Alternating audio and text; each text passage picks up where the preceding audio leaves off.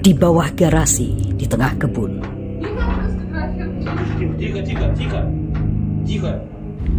Diculik dan melahirkan bayi dalam tawanan.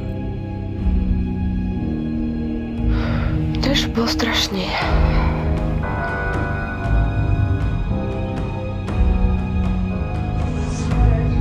Он меня, конечно, напугал.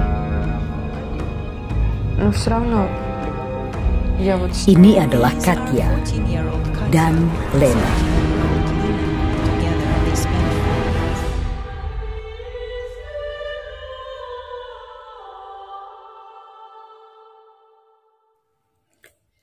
Kisah memilukan ini berawal di bulan September tanggal 30 tahun 2000. Hari itu adalah hari libur nasional Rusia untuk memperingati runtuhnya komunis di kota Ryazan. Masyarakat berpesta di jalan-jalan merayakannya.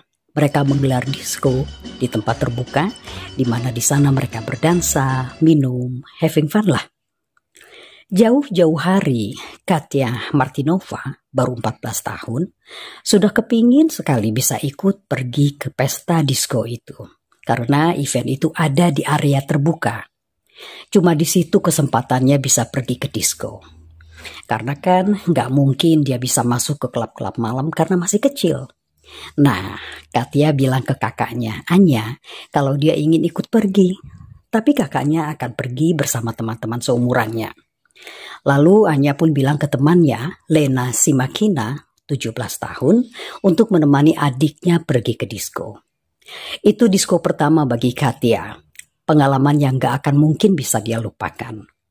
Maklumlah, bocah yang lagi puber, perasaannya pasti keren banget bisa pergi ke disko. Mereka bersenang-senang di sana sampai larut malam, barulah mereka beranjak pulang. Katya dan Lena berjalan menuju ke halte bis. Tapi bis malam hari itu selalu penuh dengan orang-orang yang juga akan pulang. Kemudian satu mobil berhenti di dekat mereka. Seorang wanita muda berusia 25 tahun bernama Elena Badukina yang duduk di kursi penumpang membuka jendelanya dan menawarkan mereka untuk memberi tumpangan. Kalian gak bisa dapat bis lagi karena sudah larut malam, katanya. Katya dan Lena memperhatikan orang-orang di dalam mobil. Tampaknya mereka seperti orang baik-baik. Di Rusia, menumpang dengan orang yang gak dikenal itu hal yang wajar. Pemilik mobil merasa berkewajiban menawarkan tumpangan. Yang menumpang juga akan merasa aman. Begitulah yang dirasakan kedua remaja itu, karena kebetulan yang menawarkan juga seorang wanita. Di perjalanan, Elena memperkenalkan dirinya dan menyebutkan nama pria yang ada di balik kemudi, Viktor Mokov. Mereka mengobrol, lalu Elena menawarkan remaja-remaja itu vodka. Katya dan Lena bertukar pandang. Lena berpikir karena mereka hampir tiba di tujuan, jadi oke lah minum sedikit. Sekalian menghargai tawaran orang yang rela mengantarkan mereka pulang. Lena pun menerima gelas plastik yang disodorkan. Katya yang berumur 14 tahun, yang selama berada di diskotik terbuka, nggak minum miras, penasaran juga ingin minum. Maka keduanya minum, tapi mereka nggak tahu kalau minuman itu sudah dicampur dengan boat-boatan. Konsentrasi mereka mulai terganggu, sampai akhirnya mereka jatuh tidur. Ketika mereka terbangun, mereka nggak tahu di mana mereka berada. Mereka hanya melihat satu rumah tua. Lena dan Katya meminta Viktor untuk mengantarkan mereka pulang. Keduanya mulai khawatir. Viktor keluar mobil lalu menyuruh Lena, gadis yang agak besaran itu, yang umurnya 17 tahun itu, untuk turun. Tapi Lena menolak. Tapi Eliana, teman Viktor, bilang kalau tidak turun, dia akan melepaskan anjing-anjing galak untuk menyerang Lena. Gadis itu ketakutan sekali. Turun, kata Viktor. Jangan coba-coba berteriak. Percuma, tidak akan ada yang dengar. Katya yang kecil menyaksikan semua itu dengan jantung yang berdegup keras. Kedua orang itu menghilang di gelapnya malam. Elena masih duduk di dalam mobil. Katya mau turun dan kabur, tetapi Elena ada dan dia takut jika dia dikejar anjing. Katya nggak punya pilihan selain berharap Lena segera kembali ke dalam mobil. Setelah beberapa saat, Viktor kembali ke dalam mobil tanpa Lena. Katya bertanya di mana Lena. Di dalam rumah, kata Viktor. Sekarang kamu yang turun. Elena, teman Victor, berkata, turun atau diserang anjing. Mau gak mau gadis cilik itu turun sambil menangis. Dia berharap untuk bertemu Lena. Dia tidak ingin sendirian dengan Victor. Kemudian Elena, teman Victor, pergi. Victor membawa Katia masuk ke dalam garasi. Itu bukan garasi biasa. Di dalam garasi itu ada pintu masuk rahasia untuk turun ke ruang bawah tanah. Mereka turun ke bawah. Katia melihat Lena ada di situ. Katia menangis ketika Victor melampiaskan kebejatannya. Setelah puas, Victor pergi dan mengunci ruang bawah tanah. Dan mulai saat itu, Katia dan Lena harus melewati hari-hari buruk mereka. Ketika Lena dan Katia melawan, itu akan hanya memperburuk keadaan. Victor akan menutup semua ventilasi udara, mematikan listrik, dan tidak memberi mereka makan dan minum. Karena takut mati kelaparan, kedua remaja itu pun tak berdaya. Entah sampai kapan semua itu akan berakhir.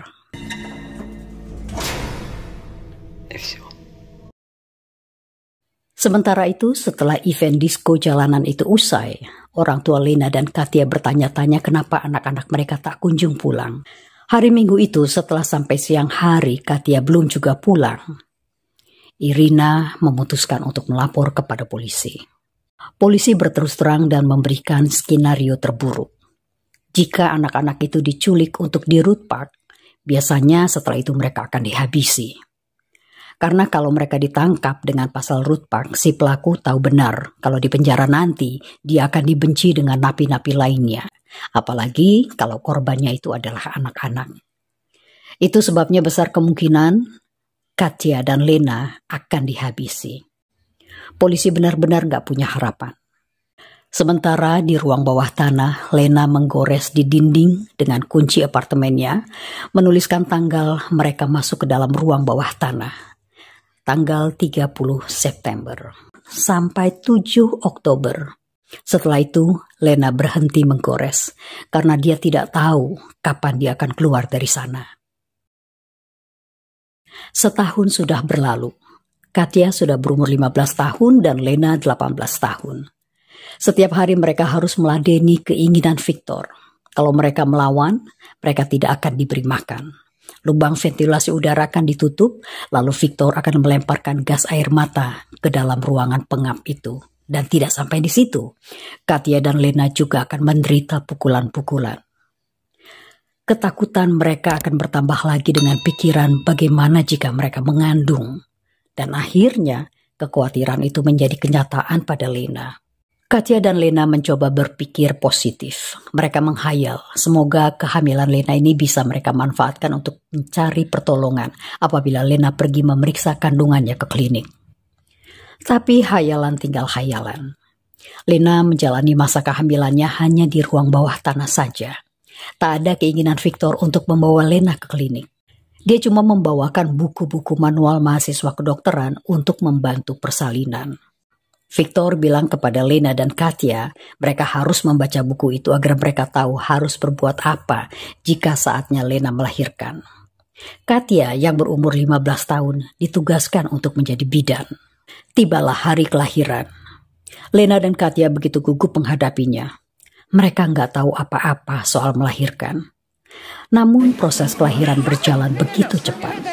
Sambil menangis, Lena berkata kepada Katia, ambil gunting yang sudah disediakan, cuci dengan vodka agar higienis. Cepat gunting tali pusar bayiku ini. Dan begitulah, saat kelahiran berlalu dengan baik. Lena berkata sambil terisak, bawa bayi itu pergi, aku tak ingin melihatnya. Ketika Victor datang dan dia sudah melihat ada bayi, dia pun membawa pergi bayi tersebut. Sejak saat itu, Lena tak pernah lagi melihat bayinya. Pilu dan duka yang mendalam dirasakan Lena. Di satu sisi dia trauma membayangkan bayinya, tapi di sisi lain dia merasa sebagian dari jiwanya hilang karena bayinya tak pernah kembali lagi. Beberapa bulan kemudian, Lena mengandung lagi. Dan proses kelahiran bayi kedua berjalan sama seperti yang pertama. Tali pusar dipotong dengan gunting tumpul yang sudah disiram dengan vodka. Lena kembali mendapatkan bayi laki-laki. Tapi kali ini dia berkeras untuk mempertahankan bayinya. 4 bulan setelah dilahirkan, sang bayi jatuh sakit dipicu karena ketidaklayakan tempat tinggal di ruang bawah tanah dan juga kurangnya asupan makanan. Lena menuntut Victor untuk membawa bayinya ke dokter. Victor mau, tapi dia hanya mau membawa bayinya saja. Lena tidak diizinkan ikut. Lena putar otak. Bagaimana agar lewat bayi ini keberadaannya dan Katya diketahui orang. Dia pun menuliskan pesan singkat dalam secarik kertas kecil dan berharap dokter yang memeriksa bayinya akan menemukan pesan dari kertas tersebut. Kertas itu diselipkan di balik baju bayi Lena. Victor pun membawa bayi Lena dan esok harinya dia kembali masuk tanpa bayi. Dia berkata, "Saya nggak sebodoh yang kalian kira. Saya menemukan kertas tulisanmu di balik baju bayimu saat menggantikan pakaiannya." Karena itu, Lena dan Katya kembali dipukuli. Sambil menangis, Lena bertanya di mana bayinya. Victor bilang, seperti bayi yang pertama, bayi yang kedua ini juga diletakkan di pintu rumah seorang warga di Skopin. Lena cuma bisa berharap bayi-bayinya diambil oleh orang-orang yang baik hati. Lena memikirkan anak-anaknya siang dan malam. Dia cuma bisa meratapi takdir yang memisahkannya dari bayi-bayinya. Tapi jauh di hati lubuk Lena dan Katya, mereka masih punya khayalan untuk bisa ditemukan. Katya dan Lena terus berpikir bagaimana untuk bisa melarikan diri. Katya dan Lena mulai mengatur strategi. Mereka pun merubah perangai mereka saat menghadapi Victor. Tidak ada lagi sikap melawan. Mereka berdua membuat Victor merasa santai. Katya sudah berumur 16 tahun. Dia berhasil merubah sikap Victor dengan melayani Victor sebaik-baiknya, seolah-olah dia itu tulus. Sandiwaranya ini membuat Victor mulai percaya kepada Katya. Untuk pertama kalinya setelah 2,5 tahun disekap, Katya diizinkan melihat keluar dari gudang bawah tanah. Awalnya Katya hanya melihat pemandangan dari dalam saja, melihat keluar melalui pintu yang terbuka. Victor berdiri menjaga di pintu. Kemudian Katya diizinkan keluar dari ruang bawah tanah, bahkan boleh mandi di rumah Victor. Satu saat Victor berkata kepada Katya dan Lena kalau dia akan membawa seorang gadis lain lagi ke ruang bawah tanah. 2 sandera kurang baginya. Victor meminta bantuan Katya untuk memuluskan rencananya dengan berpura-pura menjadi keponakannya. Gadis yang dia incar itu adalah Elona. Dan dia menyewa 1 kamar di rumah Victor. Victor akan membeli minuman, es krim, makanan, dan Katya akan membawa semua itu kepada Elona. Katya tahu Victor sudah mencampurkan obat tidur ke dalam makanan dan minuman yang dibawa ke kamar Elona. Tapi secara diam-diam Katya memberi isyarat kepada Elona untuk tidak memakan apa yang dia bawa. Sementara Lena dan Katya terus berpikir cepat untuk memanfaatkan kebebasan yang dimiliki Katya untuk meminta tolong kepada Elona. Lena kembali menulis pada secarik kertas dengan tulisan yang kecil-kecil agar banyak informasi yang diberikan dalam secarik kertas tersebut. Lena menuliskan nama mereka, alamat mereka, dan kenapa mereka ada di ruang bawah tanah. Hari itu Victor kembali mengajak Katya ke kamar Elona. Tugas Katya menawarkan es krim kepada Elona. Di kamar Elona, gadis itu sedang asik mendengarkan musik yang diputar lewat kaset. Katya pura-pura menyukai musik yang sedang diputar Elona. Dia menggoyangkan kepalanya sesuai irama, lalu dia menguraikan rambut panjangnya.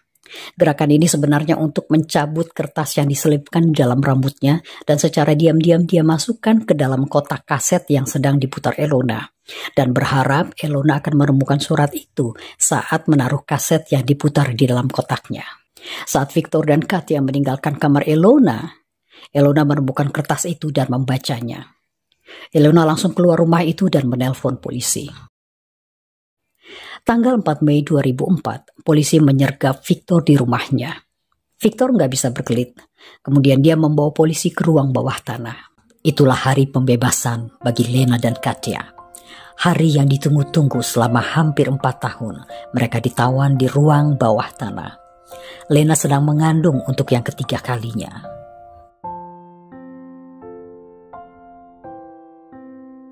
Saat penggerebekan, diketahuilah kalau Victor melapisi dinding dengan poster-poster dan komik-komik dewasa. Di sana juga ada lukisan-lukisan dewasa yang dibuat oleh Katia selama dalam penyekapan. Victor memenuhi permintaan Katia untuk dibelikan seperangkat peralatan melukis karena gadis itu suka melukis. Untuk Lena dibelikan buku-buku pelajaran berbahasa Inggris dan buku-buku TTS. Ada juga disediakan TV hitam putih dan majalah-majalah. Ada tempat tidur tingkat, tapi Katia dan Lena memilih tidur berdua di bagian bawah tempat tidur tersebut.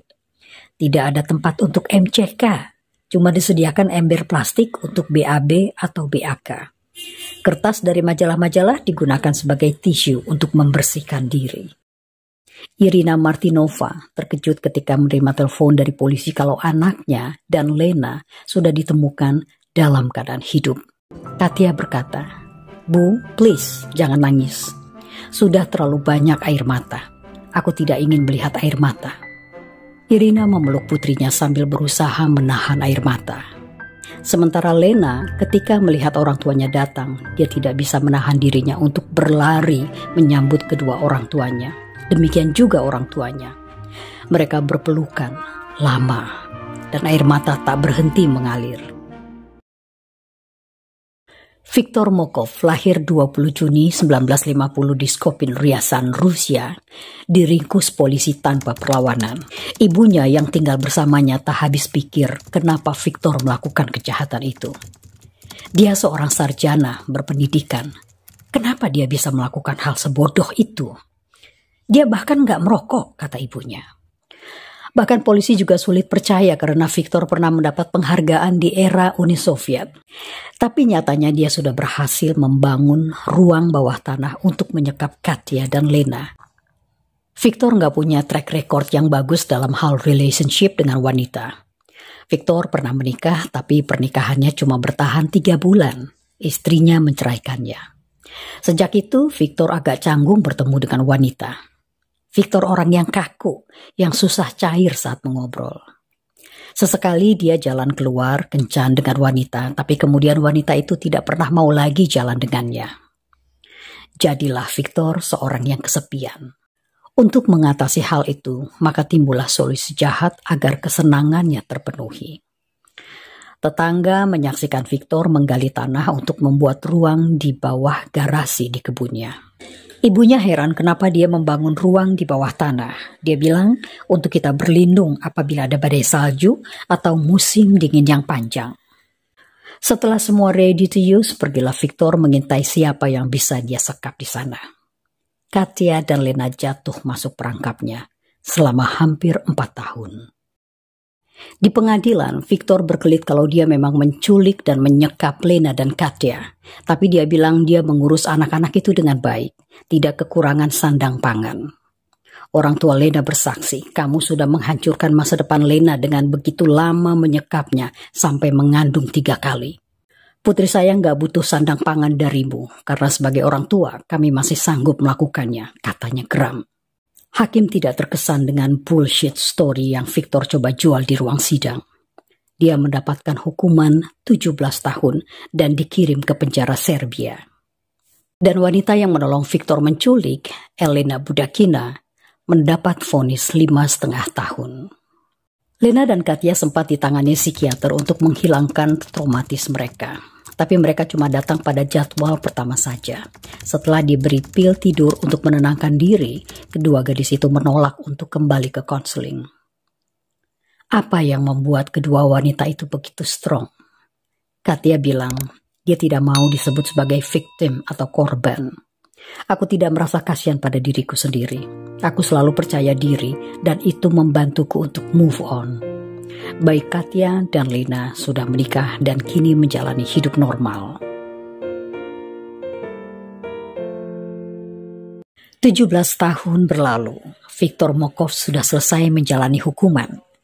Satu televisi menginterview lelaki yang sudah berusia 70 tahun itu dan dalam wawancara tersebut memicu kontroversi karena tak tampak rasa penyesalan dalam diri predator tersebut. Akibatnya kejaksaan melarangnya untuk berbicara dengan media manapun dan dia tidak diizinkan meninggalkan kota Skopin selama 6 tahun ke depan. Sudah tua, bukannya bertobat, menyesal, tapi masih berlaga sok jagoan. Saya sih maunya dia kena seumur hidup biar dia menikmati seperti apa rasanya menjadi tawanan. Bagaimana menurut kalian? Tulis di komen ya. Baiklah, tuntas sudah kisah kali ini dan jangan lupa like-nya ya, komennya juga. Bantu agar konten ini terus nongol di beranda. Untuk yang pertama kali tune in, saya harap kalian semua mau mensubscribe, bantu agar channel ini bisa semakin berkembang. Oke, terima kasih banyak untuk kalian semua. Love you, bye.